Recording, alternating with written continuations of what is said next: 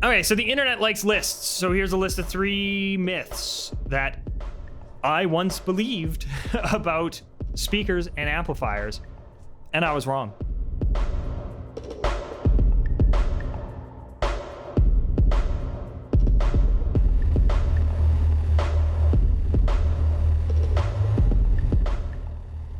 Come with me on this journey. Number 1, underpowering your speakers is how you're going to wreck them.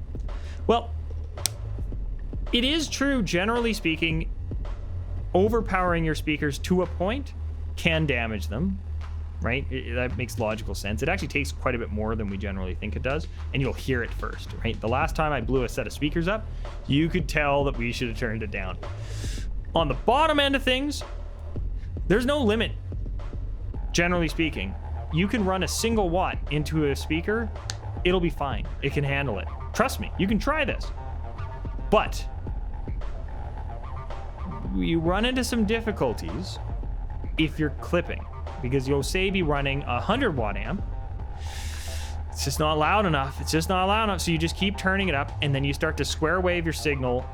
Now you're hurting your amplifier. So it's not the fact that you're only giving it 100 watts. It's that you're giving it 100 watts that looks like a dull saw blade. Okay? We don't want that. We want nice, wavy, smooth, okay? So if you're running a lower wattage amplifier with some speakers that can take quite a bit of power, just make sure you're not clipping. Again, you'll hear it. You might even see it with those lights starting to flash off on your amp and stuff. As long as you're running everything within reason, you'll probably be fine. The problem is when you're running a low wattage amp with a bigger speaker, and you're gonna be tempted to just turn that volume up. Don't do it, okay? It's not the wattage, it's the waves. So number 2, it is gonna destroy your amplifier if you run it at 2 ohms or if you're bridging it. It's just so much harder on it. It's a myth, generally speaking. If you check your manual and it says you can run at 4 ohm bridge, there you go. Those subwoofers, they're gonna be rocking. If you check your manual and it says you can't, don't do it. Simple as that. Your amp is designed to run the way it was designed to run. So if the manufacturers say, yeah, 2 ohms is fine, 4 ohms bridge is fine, it'll be fine. The difference is gonna really be in heat. This is where this kinda can be true, because let's face it, the more wattage you're running, the more heat you're producing. Okay, so if you're running at 2 ohms, you're probably doing that so that you can put out more wattage. So you'll be making more heat in the amp, and that'll reduce its lifespan. It's not gonna burn it out and make it explode if it's built properly. Okay, so you buy an amp off of Amazon for 50 bucks and then you're surprised running it at 2 ohms at max volume, it lights on fire. Okay, but you've got an ancient PV that says 2 ohms on it, 2 ohms all day, baby, you're fine.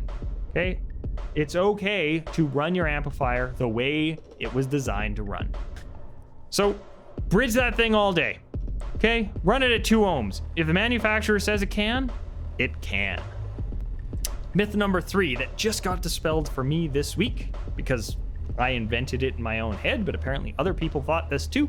The myth is that you should always run 4 ohms and 4 ohms or 8 ohms and 8 ohms on a stereo amp. And it's false. You can run 4 ohms and 2 ohms if your amp can run down to 2 ohms. It's fine. It just is, because a stereo amplifier, it's 2 amplifiers. Who knew? Now, where this myth kind of comes from, at least for me, was guitar amplifiers. Most guitar amplifiers will have, say, 2 outputs on the back, and they'll be in parallel. So if I'm running an 8 ohm cab and an 8 ohm cab, it works great because then I set my amp to 4 ohms, problem solved. So in my head, looking at a stereo amp that has the same amount of outputs, I'm just thinking, oh, I've got to make sure I got everything nice and balanced, because then if I'm running this and this one, okay. No, they're 2 amplifiers. You can run one at 4, one at 8. It'll be fine, right? My rig, as I'm planning it in my head, is likely going to end up being a 4 ohm load for my 2 tops, and then a 8 ohm load for my subwoofer, right? Half the amp up to the tops, the other half down to the sub. Problem solved. You can run 2 different loads. You'll be fine. As long as, that's like number 2, your amp can handle the load you're giving it. Because if you have an amp that can't do 2 ohms, don't do that. But if it can, yeah, you can run 2 ohms on one side, 8 on the other. It's that simple. All right, so those were 3 myths around amplifiers and passive speakers that I used to believe. If you have any other myths, pop them down in the comments and stuff. And yeah, like, subscribe, all that stuff. I'll see you in the next video.